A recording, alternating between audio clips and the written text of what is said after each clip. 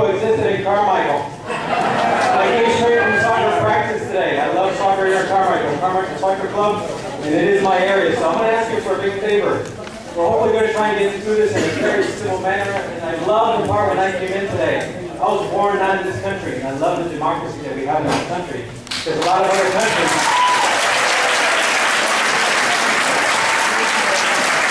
A lot of other countries don't have the opportunity for us to express how we feel or what we want to see in our government.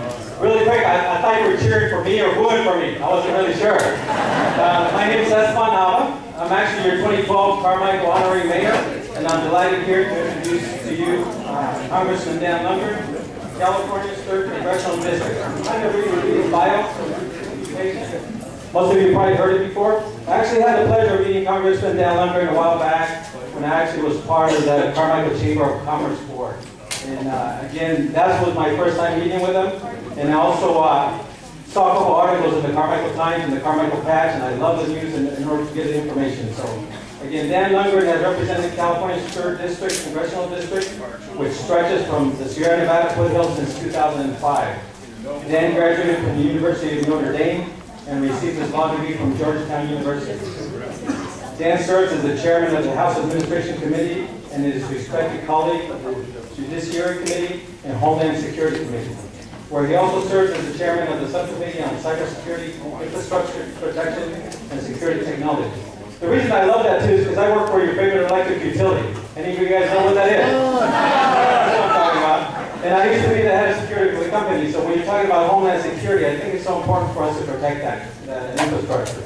He's been a member of Congress and has gone on both sides to help and thoughtful approach to problems. People in Congress have known Dan Lungren as a man whose experience today allows him to move out into the front of difficulties of tomorrow. Dan's relentless work ethic has earned a sterling reputation in the areas of promoting flood protection, which we need in California, championing small and large businesses, and continuing to protect us through his work in Homeland Security. Dan sees policies through the lens of his family as a family man. He and his wife, Bobby, have 3 adult children, Jeff, Callie, and Kathleen, and his grandchildren, Reagan, Julia, Jack, Alexandra, Andrew, and Karina. Please join me in welcoming Congressman Dan Lungren in a heartfelt Carmichael welcome.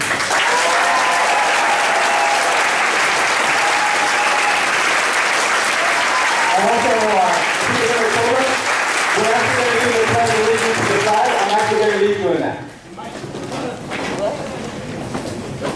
Please join me. I pledge allegiance to the flag of the United States of America and to the republic for which it stands, one nation, under God, indivisible, with liberty and justice for all. Thank you.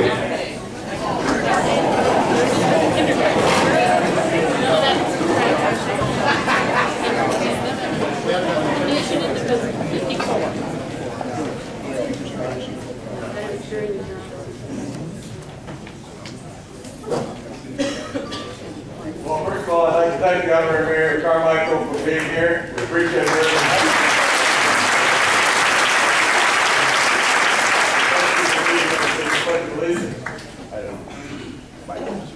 Let me start by welcoming all of you here. This is the 65th town hall that we've had. We've had about 80 teletown halls, as well as other open forums, hearing sessions, and other meetings around the district. So I appreciate your participation. I very much enjoy having you here. One of the first things I want to do, though, is introduce my staff so that you know who they are. Oftentimes when we call the office, you talk with members of the staff. It's nice to put a face with a name. First of all, Brian Sychek, who is my chief of staff. He's been joining us in the last few weeks. He works both here and in D.C. Marilyn Erb, our district director, who's been with us all 8 years. Oversees the operations of the district office. Debbie Jones, where's Deborah? Deborah Jones, way in the back, our special assistant. The friendly voice that you hear oftentimes you call the office.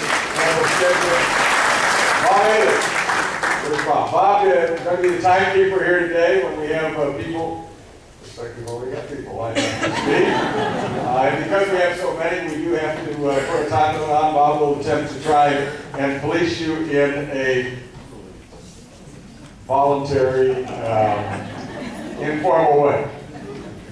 And Bob comes to us, well, I'll say it again. He used to work for the Sacramento Bee for 6 or 7 years, a newsman for most of his adult life, so he joined us. Bob does it. Oliver is someone that many people get to know because Oliver works on a number of our most important issues. Oftentimes we have people who call because they have a citizenship or immigration issue. Or we occasionally have people who are traveling overseas and blessed and realize they don't have their passport or their visa. And we try and help out with those things. Oliver has helped out with those things both for my predecessor and now for me. Also helps in the issues of the military, Office of Personnel Management, and the Postal Service. Michelle Panis. Michelle's also in the back. Michelle is a constituent services representative, and she handles our Veterans Affairs issues, constituent issues with Veterans Affairs, Social Security, IRS, Medicare. Together, both Oliver and Michelle help with the Congressional Art Competition. That's a competition that is available to all high school students in our district, and the competition results in winners, a winner each year, and that winner has the opportunity to go back to Washington, D.C., and to meet with the winners of that competition in all the other districts of the country. And their work of art is actually hung on the congressional campus in the tunnel that leads from the official office buildings over to the Capitol. So literally hundreds of thousands of people see that work every year. And we're very proud to participate in it, and we've had some outstanding student work displayed. They also work together on the military academy appointments. And I was talking to a group last night, and one of the people came up to me and told me that their son, who is a junior in high school, is very interested in the Naval Academy and the Coast Guard Academy. And I had to tell them, please contact our office now. Don't wait till next year. We have to make sure not only that the student applicant has all of the requirements from academics, but there are certain leadership requirements that really go to whether or not they'll be accepted in the academy. And we can help them with that, make sure that they have the resume that is necessary. So we ask them to do that. So if you have a child or a grandchild or a friend that is interested in one of the military academies and they live in our district, they should contact our office right now. Appointments are made by members of Congress, both in the House and the Senate. We're very, very proud of those young men and women that we have serving currently in the armed forces and those that are serving in that part of the armed forces that is our military academies. I think it was last year we got 7 into West Point.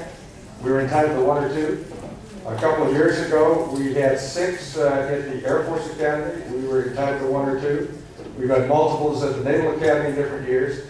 And the reason why we're able to do that is the outstanding students we have in our area coming from excellent high schools, and they are prepared. Some other districts don't, for whatever reason, send in people's names, or they don't have anybody qualified.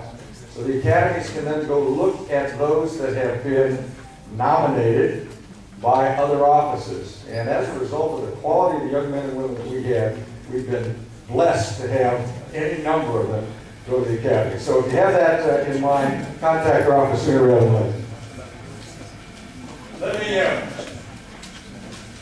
Let me say that we have tried to run these town halls in different ways over the last 64. And sometimes people say, well, wait a second, we hear too much from you and not enough from us. And then we hear from people saying, well, we heard too much from other people and not from you. And then we had some people say, well, we don't want you writing notes about what we're saying, want you looking at us, and others are saying, well, you're not writing down what I'm saying, so how do I know it's important? So what we tried to do is do a variety of things, and we have any number of people lined up to ask questions or to speak. Because there's so many, I think We'll probably start out with 3 minutes rather than 5 minutes, just because there's so many that are here. But before that, there are a couple of issues that have been raised at the last couple of town halls that we didn't get a chance to get to because there's so many people at the mic, and I wanted to speak to a couple of them. One is the war in Afghanistan. One of the people at the mic at our last meeting, or the second to last meeting, said, why don't we hear about that? We have men and women in uniform fighting on behalf of this country. We have seen, unfortunately, in the last couple of weeks, some deaths there. And why is it not front and center on the agenda? And it seems to me that in response to that, I wanted to make it the first item on the agenda tonight. President Obama called the war in Afghanistan the correct war. And what he meant by that was, remember, it was the former Afghan government that gave aid and comfort to those who actually attacked us on 9/11. And there was unity in this country when we decided to go there. The unity is not quite the same for what happened in Iraq, and we can debate that and so forth, but the question today is Afghanistan. And the concern that I have is that we don't see it on the radar screen, either in the Congress, or in the White House, or in the press, or in the debate for the next election. And I think we have an expectation, we should have an expectation that it ought to be talked about. We ought to have an express articulation by the administration of why we are still there, what our aims are, and what our response is now that unfortunately it appears that one of the greatest dangers for an American serviceman or woman appears to be from friendlies, appears to be from those who are supposed to be our allies, and in most recent circumstances from those that we have trained and in some cases turned weapons over to. I think that a debate on that issue is demanded, not because I'm saying the President's doing anything wrong, but because we as a nation ought to know exactly why we're there. I know the Secretary of Defense fairly well. Leon Panetta and I served in Congress together on different sides of the aisle, but we worked together over any number of issues. And when there was a large group of people from this area, the cap to cap, and I was responsible for being the speaker a year ago, I asked him if he would speak to the delegation from Sacramento in his position as director of the CIA. And he did. And I thought he gave some tremendous explanations of what it is we were doing, how we went about it, and so forth. I still have confidence in him in this new position as Secretary of Defense. And I appreciate everything that he's done, the trips he's made to Afghanistan, the statements he's made. But I do believe this issue is so important that the President ought to be leading the discussion on it and ought to be explaining to the American people why we are there and what this transition to the forces of Afghanistan means. And so I would hope that you would be as concerned as I, and that you would raise your voices with members of Congress, members of the House and Senate, both in the Congress, and with the administration. I mean, letters do mean something, emails do mean something. And just say, we support our men and women in uniform. I think we all do, whatever our position is on the war. But that requires us as a nation to know why we're there, what we're doing there, what the circumstances are, and what we're doing going forward. Secondly, there's been a lot of debate about the fiscal mess that we have in Washington, D.C. Look, and I've said this in all my meetings, I'll say it today because it's still true today. We are spending $4.1 billion today that we don't have. We spent $4.1 billion yesterday that we don't have. We spent it all this week. There was a confirmation by the Congressional Budget Office either today or yesterday that we will top out at over $1 trillion, probably $1.1 trillion deficit just for this fiscal year, which ends the last day of September. Now, the good news is they thought it might be 1.2. It's only 1.1 trillion. The bad news is it's the fourth year in a row for which we've had $1 trillion deficit. We cannot We cannot continue this way. I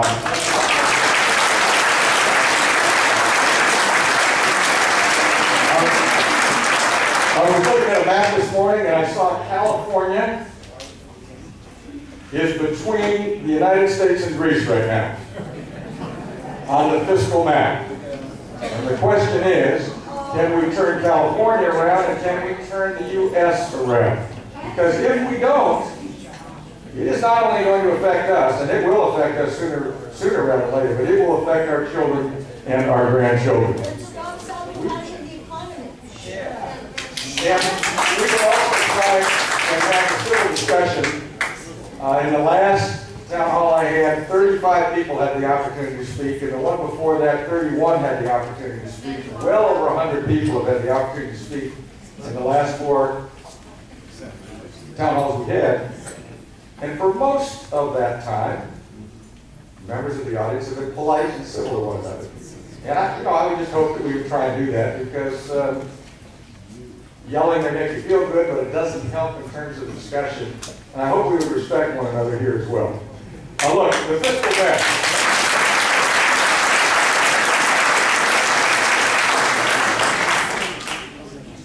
The fiscal mess requires us to understand what our budget is.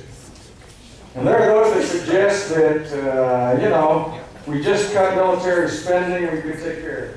Military spending is less than 20% of the total budget. It is scheduled this year, at the beginning of this next year, if in fact the sequestration goes forward, that it will take over 50% of the cuts. 20%, actually 19.7% of the budget, 50% of the cuts. On top of the cuts that are already in existence, we cut the defense budget over what was supposed to be spent by over $400 billion. We are going through that right now. Sequestration would have us somewhere an additional $500 to $700 billion of national defense cuts. I don't think we can afford to do that. We in the House have passed an alternative to sequestration that would not allow that to move forward. And we are waiting for the Senate, still waiting for the Senate to act. They have not yet acted. Let me put it this way. You can't negotiate if someone won't come to the table.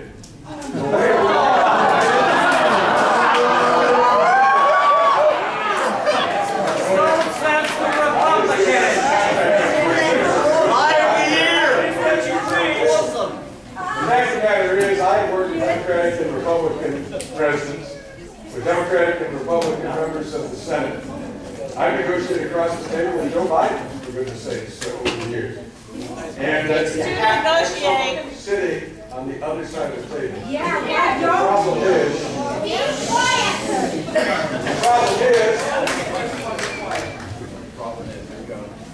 problem is, we haven't had anybody return to the table. So all so we need to deal with the budget. And I have supported what has become known as the Ryan budget.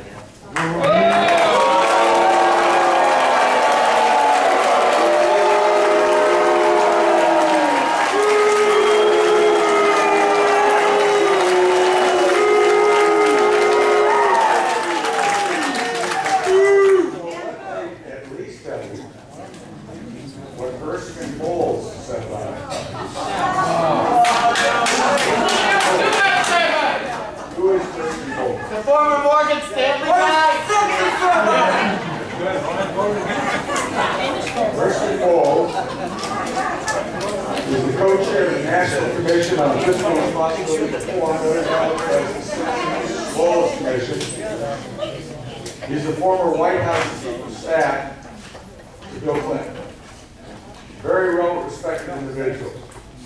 And this is what he said. He has some differences with the Ryan budget, but this is what he said. I always thought that I was okay with arithmetic, but Paul Ryan could run circles around me. Come on.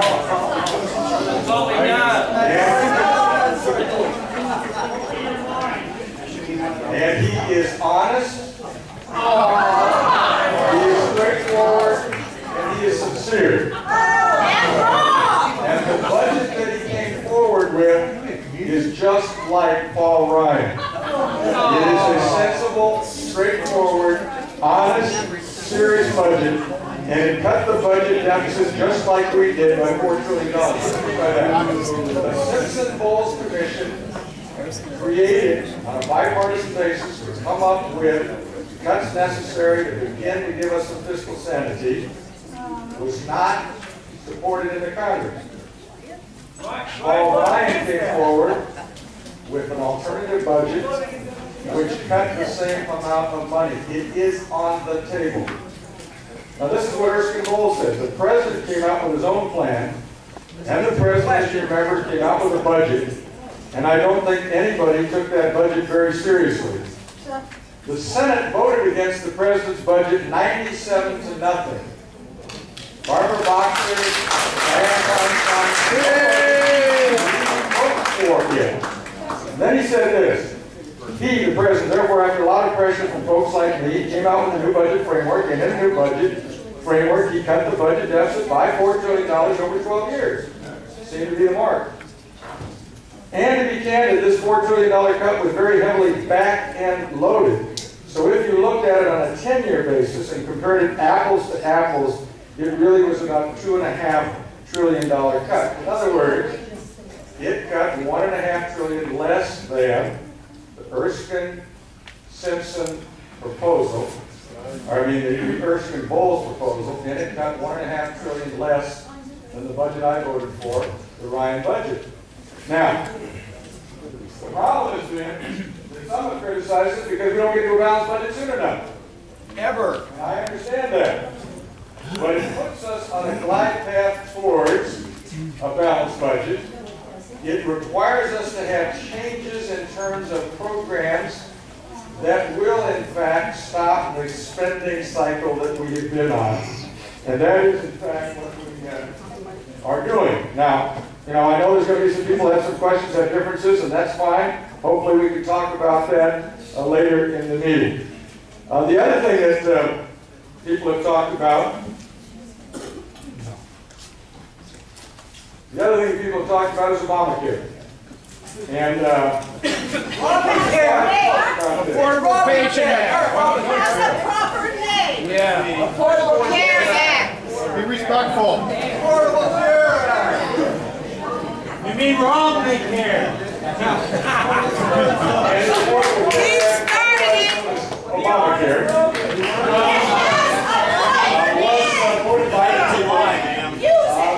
Use the proper name of the act. Shut up,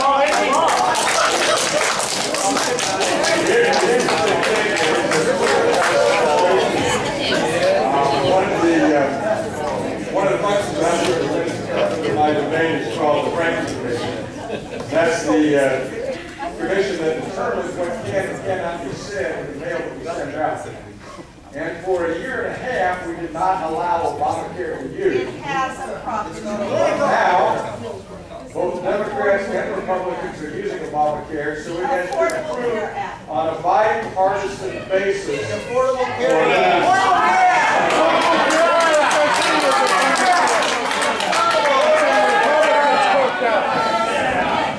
It is a legitimate law of the land.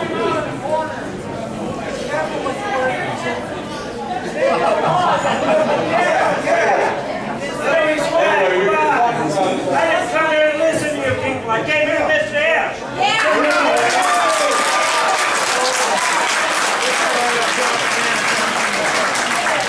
I just want to put some facts on the table, and you can disagree and so forth. But in testimony before the Congress, which is required to be truthful, or in fact it's the same as testifying to an untruth under penalty of perjury, the Congressional Budget Office and Joint Committee on Taxation have both updated their estimates on the budgetary impact of the Patient Protection and Affordable Care Act. And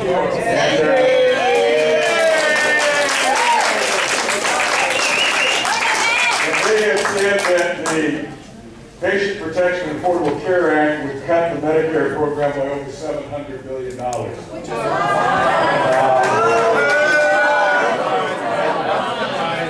And just precise on that, that's $250 $194 billion in payment cuts to hospitals, including disproportionate share hospitals. Those are hospitals that have a higher level of patients who are in the lower income group. $156 billion cuts in Medicare Advantage.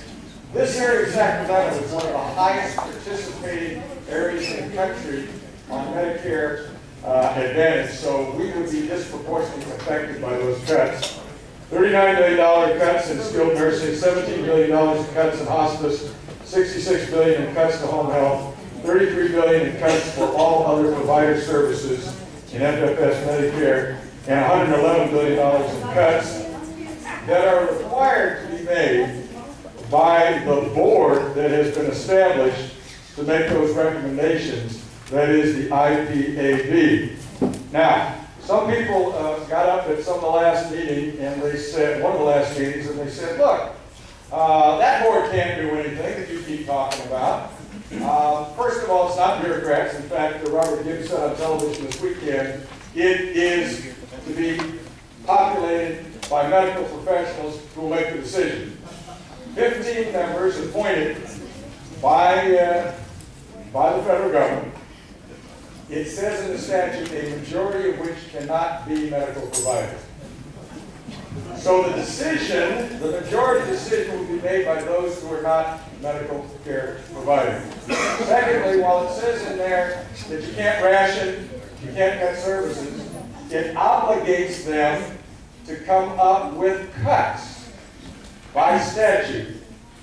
Those decisions they make as to whether that is rationing or not rationing are not to be, cannot be by statute, overturned by any court or administrative officer, and the cuts go into effect automatically unless Congress votes a separate bill cutting at least the same amount of money. And under the rules of the Senate, that will require a vote of 60, a supermajority, because it's subject to a filibuster. So it will go into effect automatically unless you get a supermajority to go over it. So I hope I answered the question that was raised at the last meeting as to how that will work. Is there anybody here from the last meeting? Medicare, Right here. Did he ask that question? Was he asked that question at the last meeting? We care what you care. We don't care what you care. Shut I up. just care about the truth. Shut up. Medicare.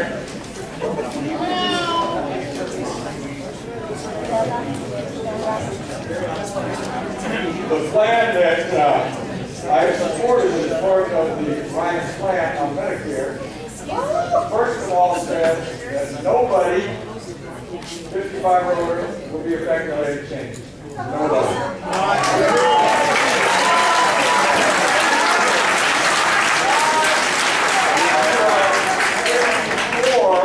Or younger, the proposal is that you may stay on traditional fee-for-service Medicare or opt for one of the programs that has to be approved by the Medicare authorities. It must have comprehensive care, cannot deny anybody because of previous condition, and it will be modeled after the program that is available for all federal employees today, better known as the Federal Employee Health Plan. And after that, the way it works for federal employees, all federal employees, is the federal government, not the Medicare authorities, because that would be a different program, it would be modeled after the same one, and would do the same sort of thing. They negotiate with, they seek bids from medical care providers. They have to have a baseline for comprehensive care. Then, a federal employee, they can choose from among all of those possibilities. There is a level of support that the federal government gives the employer contribution to that, and then you pay a premium, and if you want a complete fee-for-service program, you would pay more. If you want a straight HMO, you pay less. That's the model. The way they tried to figure it out, and this was actually a a compromise on a bipartisan basis. Because they wanted to have the Medicare system reformed such that instead of being a leverage towards higher costs, they wanted to see if it could be a leverage towards lower costs without affecting quality.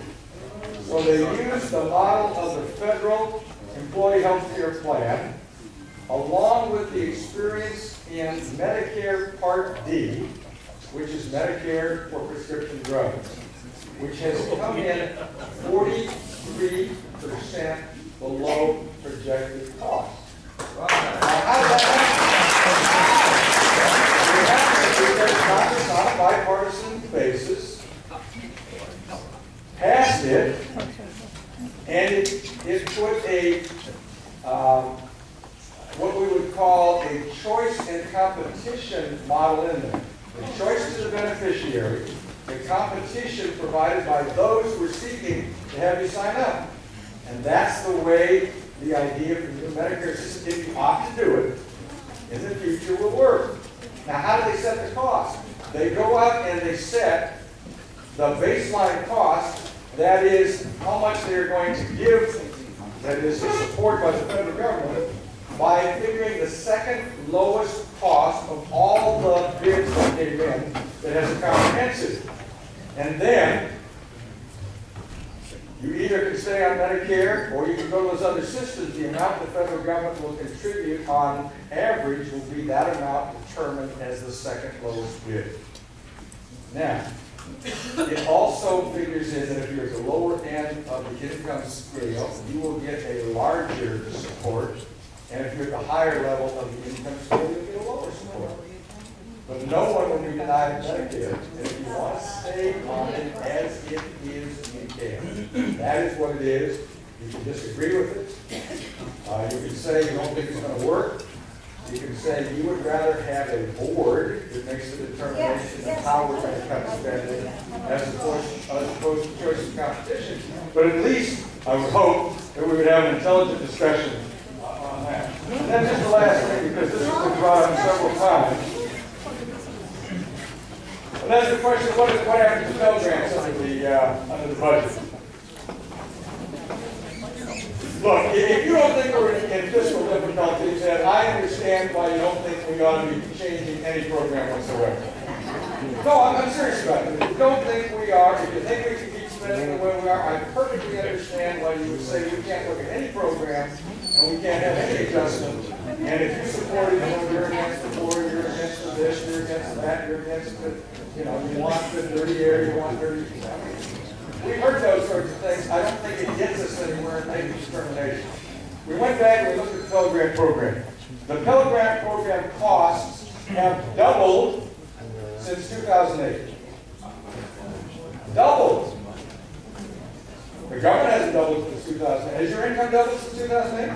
Has the value of your house doubled since 2008? Why was David Koch at doubled between 2008 and the present time. We think that we ought to. So, if you look at the way the program is going, it is impossible for it to remain even close to what it is now by 2014 if we don't make some changes. So we made some recommended changes, and it was to say that the Pell Grants originally would help disadvantaged students. And we've expanded the eligibility over the last number of years so that the costs have blown up. We talked about going back to some of the eligibility standards we had before. We talk about making sure that we don't fall below the support level that currently exists. That is, a current maximum award of $5,550 for the next decade. We tried to say, let's take where we are now. Let's not do any cuts, but let's not expand it. And one of the things we're trying to do is we have found that tuition payments have expanded almost along with, as we increase the government support programs, either the loans or the grants. And this is one way of us saying, hey, colleges and universities, maybe you ought to look at what your costs are, and maybe you ought to say, we can't explain why our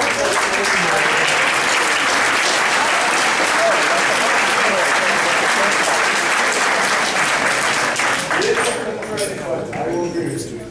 present budget makes no change. Does nothing about the spending and projects nothing in 2014 as how they're going to pay for it. Now that is an alternative, but that's what the alternative is.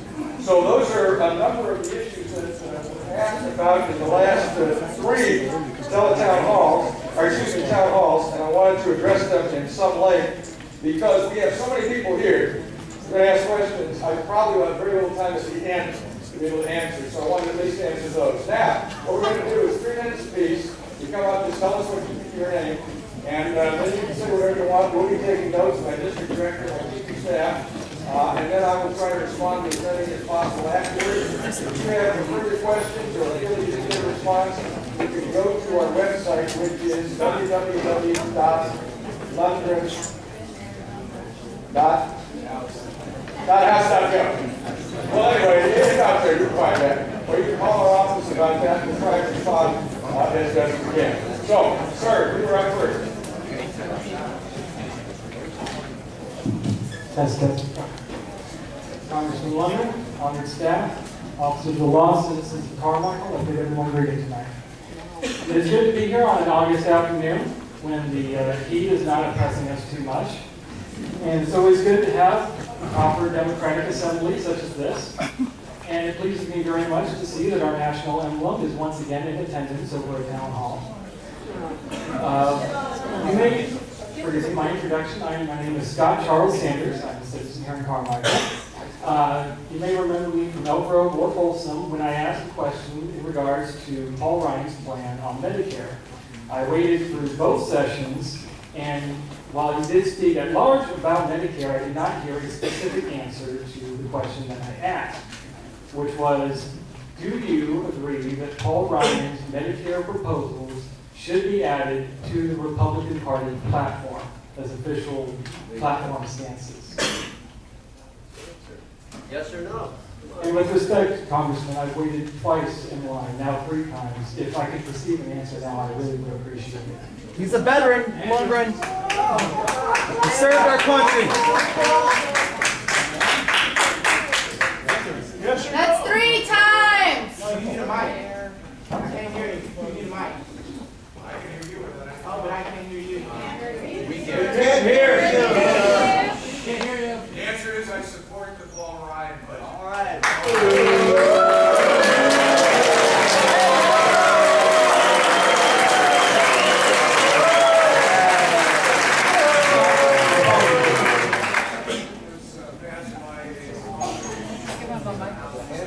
We can't hear you. Stop hiding. Make like you're on the floor. Give him the mic!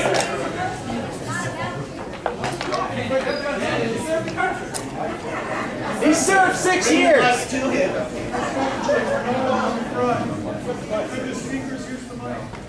Good evening, Congressman and everyone else. My name is Valerie, and I live in the county by Mather and Rancho Cordova. Thank you for answering that veteran's question. I appreciate it. There were a couple of things that I did want to say, and from the last time I was very, very disappointed that you decided to walk out of the meeting. When people are frustrated, they do sometimes call out and comment when their views are not acknowledged and their fears are not addressed. Your response has been to name call. They do not have an adult conversation, or for you to walk out in anger. You never address the questions presented to you, with an exception of the few that you did just now, and I appreciate it. You did not address women's health issues, which have been raised a number of times.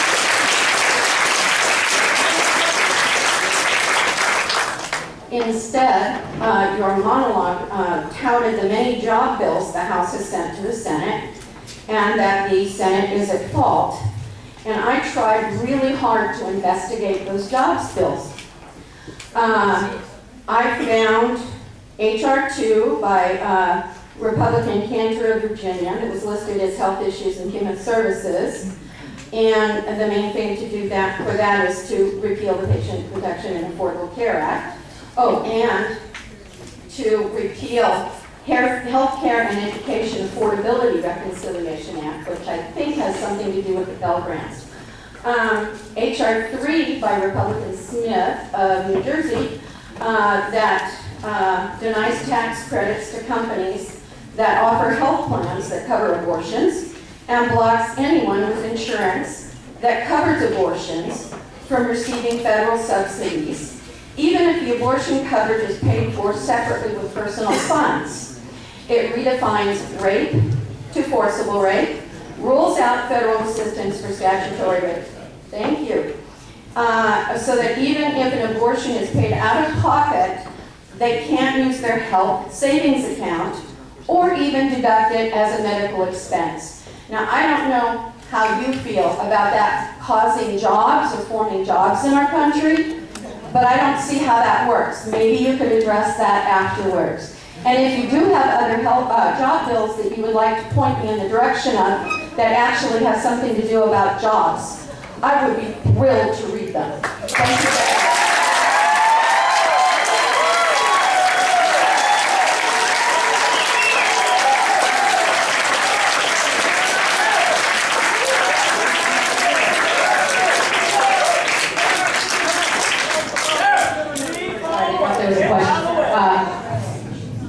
My name is Lisa Ellis, and I'm unemployed, but I am a student and a Native American. I'm also one of the members of the Tea Party. I strongly believe in the values of limited government, fiscal responsibility, and free markets. So my question is this. My question is, because I have an elderly father who is who's on Medicare, and he definitely supports the people on the right, and he's voting for Romney. But we'd like to know, President Obama, and I will use his term that he has used recently on the news for this, so please forgive me, I'm not being disrespectful, I'm just using what the President himself called it. President Obama is cutting $716 billion out of Medicare to pay for Obamacare. How will this affect current seniors who are now on Medicare, like my dad?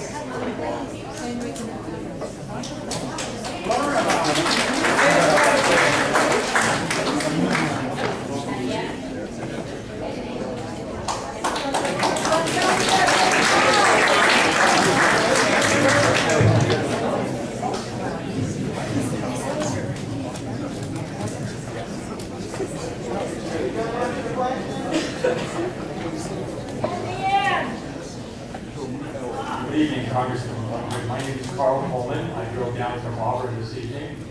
I want to thank you for holding this town hall meeting. I'll have to say it's probably the best and most interesting town hall meeting that I've been to. And I think part of that is you can sense the conflict in the room, and to me it's government in action here. And my first thought is that if we, the people, had this much passion about our government long before this, we would not be in the mess that we're in now.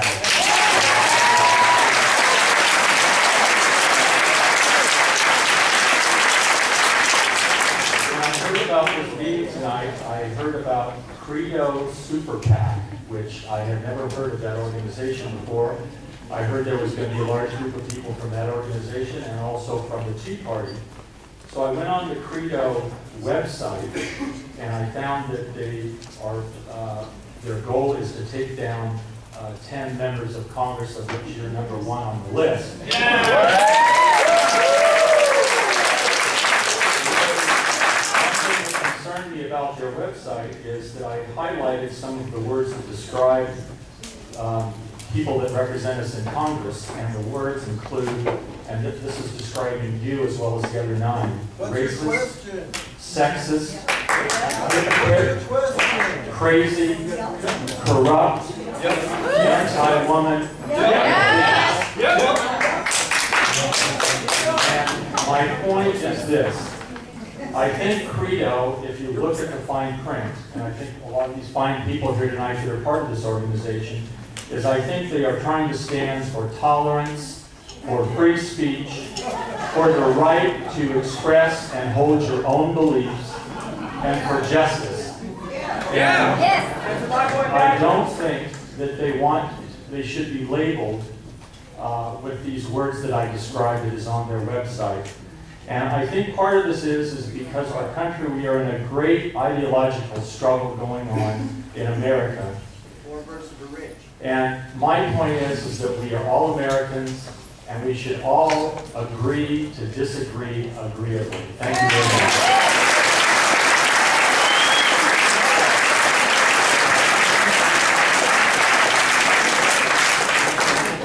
Hi, Congressman Lungren. I'm Barbara Sloan from Elk Grove. I'm part of Elk Grove Tea Party Patriots. And I want to thank you, Congressman, for serving our district honorably for the last few years. I'm not sure how many, but I thank you.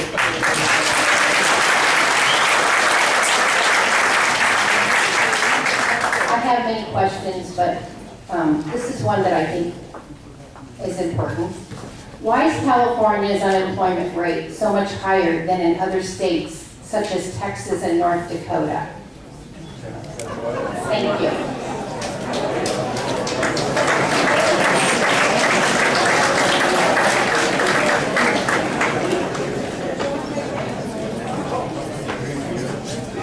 Good evening, Congressman Lungren. My name is Jenny Rapini, and I am the coordinator of the North Dallas Tea Party. And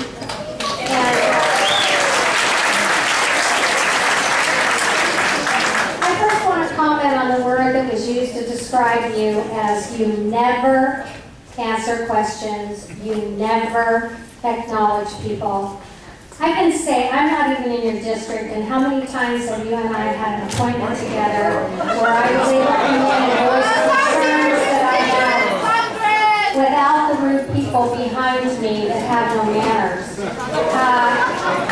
You and I haven't always agreed on everything, but we've been able to sit down and discuss things as intelligent, mature, patriotic Americans. But the main thing that I want to talk to you tonight is about the budget. You also talked about President Obama's budget.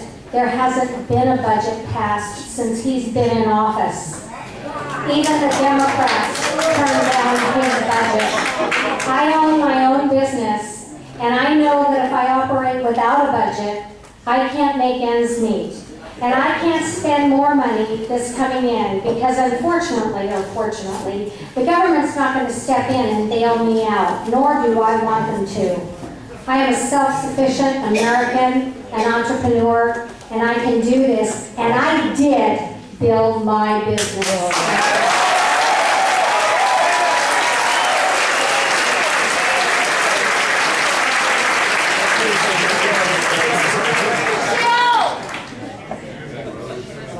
Good evening, Congressman Lungren. My name is Dave Seor. I'm from Rancho Marietta. Dan, I received this mailer from you this last week, I think it was. And the mailer indicates that you're fighting to keep prescription drug premiums low. You're saying that in this brochure that your premiums are going to go up, or senior premiums are going to go up 40%, drug premiums. And that's alarming to me, since I'm on Medicare myself. So I looked to find out where does this come from. I looked in the Affordable Care Act, I looked in Medicare 2012 handbook, and I couldn't come up with a 40% increase. I know that Medicare Part B, each year increases based on where you're at income-wise. So up to $170 of income for a family, your Medicare payment is $99.90. Okay, and that could go up 5% a year or so. I looked also in the Kaiser Foundation to see what they said. They estimated the basic drug coverage plan, Part D, for incomes up to $170 for a family would be $35.01 in 2012, and will go up as high as $54.47 in 2019. That's about 5% each year. So I didn't know where the 40% come from.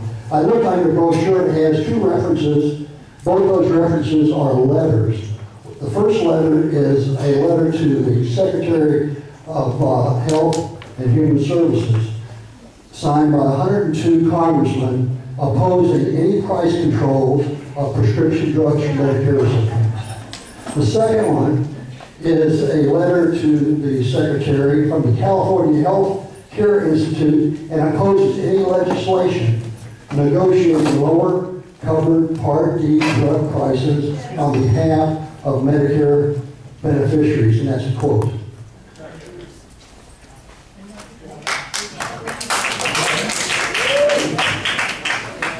Anyway, in this letter, they said that the drug costs went down 40%, like you said, it's 43%. It went down 40% from the estimates when they created the plan Part D. Okay, instead of going out to bid like the VA, who has lower bid costs, and right now, currently, the VA costs are 48% below what the private drug costs are. I just had to.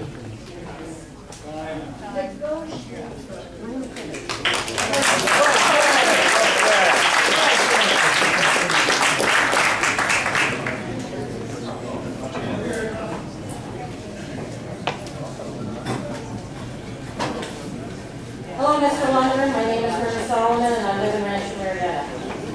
George Carlin had it right when he said, "Conservatives are all in favor of the unborn. They will do anything for the unborn, but once you're born, you are on your own."